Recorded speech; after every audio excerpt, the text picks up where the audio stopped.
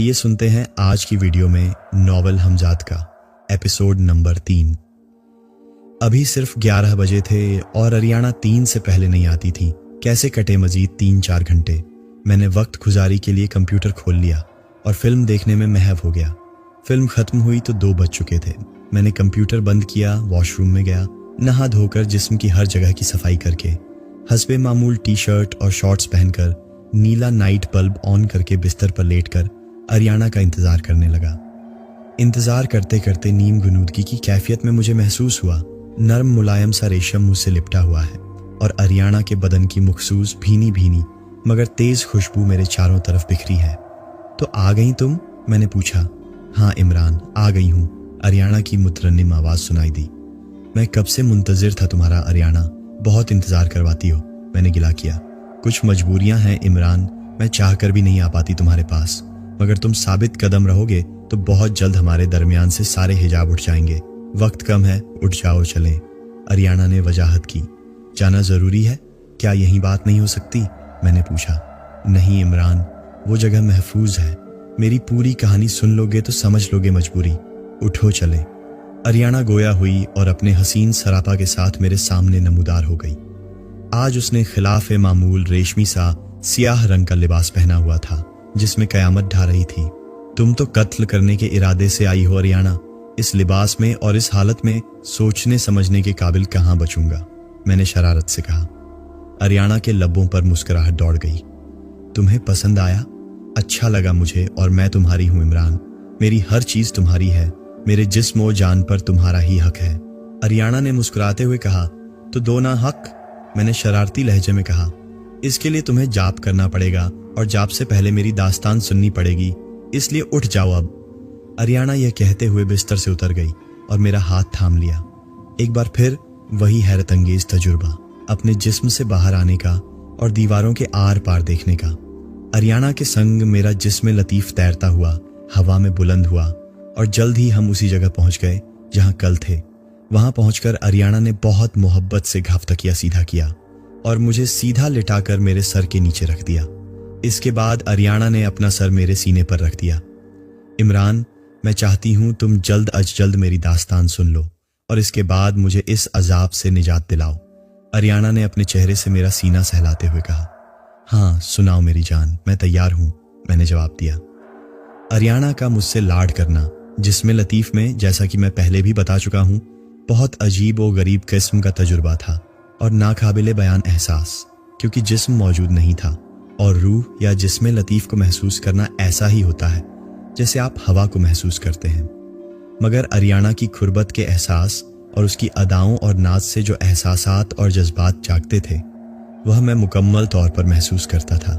मुझे दिल की धड़कन तेज होती भी महसूस होती थी, मोहब्बत के जज्बात भी महसूस होते थे, सिर्फ जिस्मानी लम्स महसूस नहीं होता था। ठीक है तो सुनो, अरियाना की आवाज गूंजी। उस बुढ़े साधु ने बिल्ले का सर मेरे सीने पर बिल्कुल दरमियान में रखा हुआ था। इसके बाद उसने अपने हाथ में मौजूद बिल्ले के धड़ को, जिसमें से खून उबल उबल कर मेरे जिस्म को भिगो रहा था, वह धड़ गर्दन वाले हिस्से से जहां से खून निकल रहा था मेरे जिस्म के हर हिस्से पर मल दिया। साथ कुछ बड़बड़ाता रहा, शायद कोई मंत्र। इसके बाद वह साधु दोनों हाथ पैरों के बल कुत्ते की तरह झुक गया और लिजलिजी सी गलीज जबान से खून चाटने लगा। मुकम्मल खून चाटने के बाद उस साधु ने पिंजरा उठाया और उसमें से बिल्ली को बाहर निकाल लिया और अपना अंगूठा बिल्ली के माथे पर रखकर किसी मंत्र का जाप करने लगा। जैसे जैसे वह मंत्र पढ़ता जा रहा था उसके हाथों में मचलती हुई बिल्ली पुरसुकून होती जा रही थी। आखिरकार जैसे बिल्ली बेजान होकर मर गई या शायद बेहोश हो गई। अरियाना मेरी कैफियत से बेखबर अपनी दास्तान सुना रही थी और मेरे दिलो दिमाग में गुस्से, नफरत और इंतकाम का लावा भड़क रहा था। मगर अरियाना मेरी तरफ देखे बगैर मेरे सीने पर सर रखे दास्तान सुनाने में मग्न थी। इसके बाद उस साधु ने बिल्ली को मेरे बराबर लिटा दिया और वह छुरा उठा लिया जिससे उसने बिल्ले का सर काटा था। उस छुरे से उसने मेरे सीने के बिल्कुल बीच में बहुत जरा बराबर कट लगाया जिससे चंद कतरे खून निकला। उसने वो खून अपने उल्टे हाथ के अंगूठे पर लगाया और उसे बिल्ली के सीने पर लगा दिया। उसके बाद उसने बिल्ली के सीने पर वैसा ही कट लगाया और उसका निकलने वाला खून अपने सीधे हाथ के अंगूठे पर लगाकर मेरे सीने पर कट वाली जगह पर लगा दिया। उसके बाद उसने अपने उल्टे हाथ का अंगूठा मेरे माथे के बीच में रख दिया और सीधे हाथ का अंगूठा बिल्ली के माथे पर रख दिया और कोई मंत्र पढ़ने में मशगूल हो गया। जैसे जैसे वो मंत्र पढ़ रहा था मुझे महसूस हो रहा था मेरे जिस्म की ताकत बहाल हो रही है। मैंने आंखें बंद कर लीं और गहरे सांस लेकर जिस्मानी ताकत को बहाल करने की कोशिश शुरू कर दी। कुछ देर बाद मुझे सीने पर बोझ और शदीद घुटन का एहसास हुआ, मगर ये सिर्फ 1-2 लम्हों की कैफियत थी। मैंने घबराकर आंखें खोल दी और मुझे अपने जिस्म में हरकत का एहसास हुआ, मगर मेरा जिस्म जो काली देवी की कदमों में था अब वहां मौजूद नहीं था। मैंने हाथ पांव हिलाए और चीखने की कोशिश की तो एक जोरदार म्याऊं की आवाज से घर गूंज कर रह गया। उस लम्हे मुझे एहसास हुआ मेरा वजूद कहीं नहीं है और म्याऊं की आवाज निकालने वाली मैं खुद हूं। उस खबीस और मकरूह साधु ने मुझे बिल्ली के जिस्म में कैद कर दिया था। मैं जो तजस्सुस, नफरत, गुस्से और इंतकाम के मिले जुले जज्बात से आर्याना की दास्तान में खोया हुआ था, हैरत से चौंक उठा। क्या पागल हो गई हो? बिल्ली के जिस्म में कोई कैसे कैद हो सकता है? मैंने आर्याना की तरफ देखते हुए कहा। आर्याना ने शाकी नजरों से मेरी तरफ देखते हुए कहा, मैंने कहा था बहुत कुछ तुम्हारे लिए नया और अनोखा होगा जिस पर यकीन करना मुश्किल हो जाएगा तुम्हारे लिए। मगर यार बिल्ली, कैसे?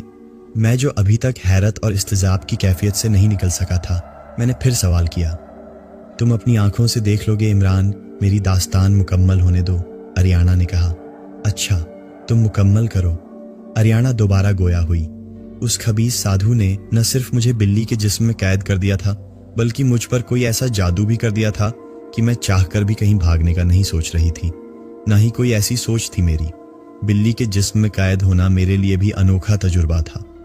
मेरे जज्बात, एहसासात, अकल, समझ सब कुछ था, मगर मेरा अपना जिस्म नहीं था और आवाज नहीं थी। बस उसके बाद वो साधु उठा और पिंजरे का दरवाजा खोलकर उसने मुझे उसमें जाने का इशारा किया। मेरा जहन जैसे उसके कंट्रोल में था, मैं बगैर किसी मज़ाहमत के उस पिंजरे में दाखिल हो गई। मेरे पिंजरे में दाखिल होने के बाद साधु ने पिंजरे का दरवाजा बंद किया और पिंजरे को काली माई के कदमों में रख दिया। इसके बाद साधु गुफा के एक कोने की तरफ बढ़ा और उसने पत्थर के एक बड़े से प्याले में मौजूद किसी मशरूब को मुंह लगाकर पिया और पत्थर ही के तराशे हुए अपने तख्त पर जाकर लेट गया। कुछ देर में उसके खर्राटों की आवाज गुफा में गूंजने लगी। कुछ देर में मुझे प्यास महसूस हुई। मैंने काफी देर बर्दाश्त किया, मगर प्यास बढ़ती गई।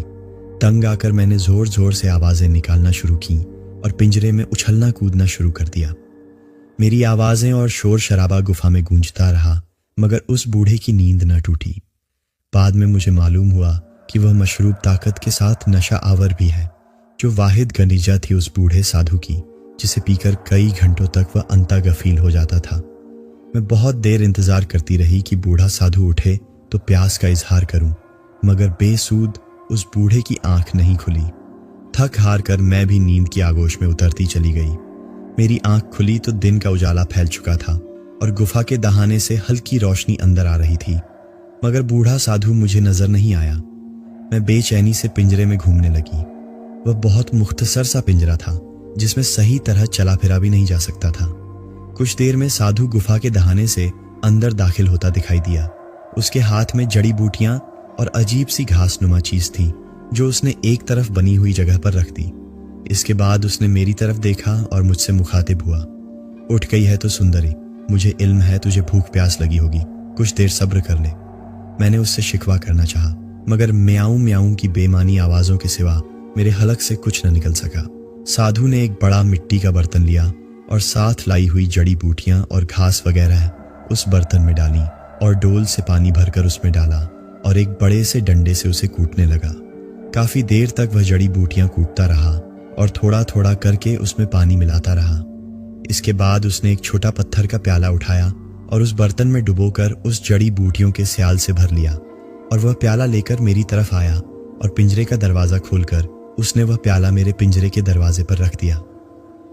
सुंदरी, ये पी ले, ये तुझे भूख प्यास से बेनियाज कर देगा और तेरे जिस्म की शक्तियों को बढ़ाएगा, साधु की आवाज गूंजी। मैं पिंजरे से बाहर आई और शदीद भूख प्यास के आलम में मजबूरन उस प्याले में मुंह डालकर वह सब्जी माइल भूरे से रंग का मशरूब पीने लगी। साधु ने ठीक कहा था, वह मशरूब खत्म होते तक मेरा भूख प्यास का एहसास खत्म हो गया था और जिस्म में तवानाई महसूस होने लगी थी। मशरूब खत्म करने के चंद लम्हों बाद ही मुझे लगा जैसे मेरा दिमाग हवा में परवाज कर रहा है और बहुत तेजी से मैं मदहोशी की कैफियत में डूबती चली गई और खुद से मुकम्मल गाफिल होकर गहरी नींद में डूब गई।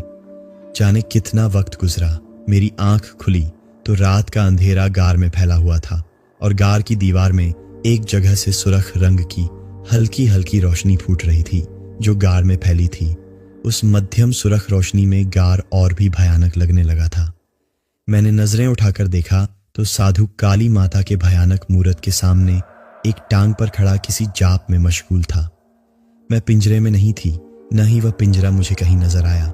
मैंने उठने की कोशिश की मगर गनूदगी और नशे की कैफियत अब तक मेरे होश व हवास पर सवार थी। उस रूप में मुझे माजी की कोई बात याद नहीं थी। महदूद सोच, सिर्फ जो वक्त गुजर रहा था, जो हो रहा था, मैं अपनी आंखों से देख रही थी और महसूस कर रही थी। काफी देर बाद साधु ने अपना जाप खत्म किया और मेरी तरफ देखा और उसके चेहरे पर मुस्कुराहट दौड़ गई। मगर मुझसे मुखातिब हुए बिना साधु चलता हुआ एक कोने की तरफ बढ़ा और घार की दीवार में उभरे किसी पत्थर को दबाया तो वहां दीवार सरक कर एक दरवाजा नमूदार हो गया और साधु इस दरवाजे से अंदर दाखिल हो गया। कुछ देर बाद वह इस दरवाजे पर वापस नमूदार हुआ तो उसके हाथ में पिंजरा था जिसमें एक काला बिल्ला कैद था जो बेकरारी से बुरी तरह मचल रहा था और आवाजें निकाल रहा था। मैं भूल चुकी थी कि पिछली रात भी साधु ने एक बिल्ले को ज़बह किया था। मेरे जहन में पिछली कोई याददाश्त नहीं थी मगर इस रूप में जो देख रही थी, जो महसूस कर रही थी, वह इस बिल्ली के रूप के खत्म होने के बाद भी याद रहा मुझे। बिल्ले का पिंजरा साधु ने काली देवी के मुजस्समे के साथ रख दिया और मुझे उठाकर मुजस्समे के कदमों में लिटा दिया। आहिस्ता आहिस्ता मेरे हवास बहाल हो रहे थे मगर अब तक मैं मुकम्मल होश में नहीं थी और गुनूदा आंखों से साधु को यह सब करते देख रही थी। साधु मुझे मुजस्समे के कदमों में लिटाकर वहीं आलती पालती मारकर बैठ गया। अपना हाथ उसने मेरे सर पर रख दिया और आंखें बंद करके कोई मंत्र पढ़ने में मशगूल हो गया। मैं खुली आंखों से उसे मंत्र पढ़ते देखती रही। कुछ देर बाद मुझे महसूस हुआ मेरा जिस्म जैसे हल्का हो रहा हो और हवा में तहील हो रहा हो। आहिस्ता आहिस्ता मेरा बिल्ली का वजूद हियूले में तब्दील हुआ और वह हियूला मेरे असली जिस्म का रूप धारने लगा। चंद लम्हों में मैं अपने असली जिस्म में मुजस्समे के कदमों में थी और साधु का हाथ मेरे सर पर था। साधु मुस्तकिल मंत्र पढ़ रहा था। मुझे यूं महसूस हो रहा था जैसे जैसे साधु मंत्र पढ़ रहा है मेरा जिस्म बेजान होता जा रहा है। गुस्सा, नफरत और इंतकाम के जज्बात मेरे दिल और दिमाग पर हावी थे और मुझे माजी की गुजरी बातें याद आ रही थीं। मैं कौन हूँ, कैसे इस साधु के चुंगल में फंसी और किस तरह लाचार होकर इस साधु की शैतानी और सिफली ख्वाहिशात के रहमो करम पर हूँ। साधु ने आंखें खोले और शैतानी खबासत से मुझे देखा। साधु ने इसके बाद हाथ बढ़ाकर पिंजरे का दरवाजा खोला और उस बिल्ले को बाहर निकाल लिया जो खौफनाक आवाजें निकाल रहा था और सख्त बेचैन था। मैं यह समझने से कासिर थी कि साधु हर रोज काले बिल्ले कहाँ से लाता है। साधु ने अपने उल्टे हाथ से बिल्ले को गर्दन से पकड़ा और सीधे हाथ से पत्थर का छुरा थाम लिया। जय हो काली माता की, अपने दास की बलि स्वीकार कर काली माँ। ये कहकर साधु ने वह छुरा बिल्ले की गर्दन पर फेर दिया और उसका सर धड़ से अलग कर दिया। जब बिल्ले का सर धड़ से जुदा हुआ तो खून टपकता सर मेरे सीने पर गिरा और धड़ जोगी के हाथ में रह गया जिसकी कटी गर्दन से भल भल करके खून उबल रहा था और मेरे जिस्म को भिगो रहा था। साधु ने छुरा रखा और चुल्लू भरकर खून काली देवी की मूर्ति पर उछाल दिया। इसके बाद मेरे पास बैठकर उस बेसिर बिल्ले के धड़ को थामा और कटी हुई गर्दन को सारे जिस्म पर मल दिया। साधु इस दौरान मुसलसल बड़बड़ाता रहा, शायद किसी मंत्र का जाप कर रहा था।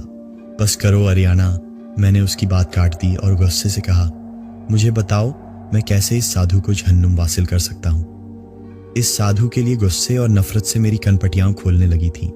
कुछ देर बाद मेरा गुस्सा कुछ कम हुआ। मैंने अरियाना को सीने से लगा लिया। फिक्र मत करो मेरी जान, मैं इससे ऐसा इंतकाम लूंगा कि इसकी रूह तक याद रखेगी। मुझे बताओ तुम इन गारों से यहाँ कैसे पहुंची?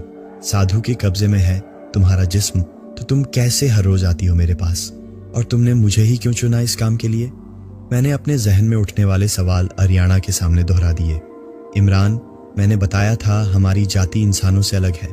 मेरे पास कुछ शक्तियां हैं जिनकी मदद से मैं तुम तक आती हूँ। वक्त आने पर इसकी तफसील बता दूंगी। अरियाना की आवाज़ गूंजने लगी। वह साधु मुझे, मेरे जिस्म को हमेशा के लिए अपने बस में करना चाहता है। उसने काली देवी की सारी जिंदगी पूजा करके लामहदूद ताकतें हासिल कर ली हैं। उसे मार भी दोगे तो वह अपनी रूह किसी दूसरे जिस्म में मुंतकिल कर लेने पर कादिर है। इस साधु का ताल्लुक तुम्हारे पड़ोसी मुल्क से है। बेशुमार चेले छांटे हैं उसके, तुम्हारे मुल्क में भी और पड़ोसी मुल्क में भी, जो हर वक्त उसकी सेवा करने को तैयार रहते हैं। मगर वह काली माई की सेवा करने के लिए पहाड़ों में आकर बस गया है। परसों में कहीं वह शहर का रुख करता है और फिर कुछ अरसे बाद वापस आ जाता है अपनी गाड़ में।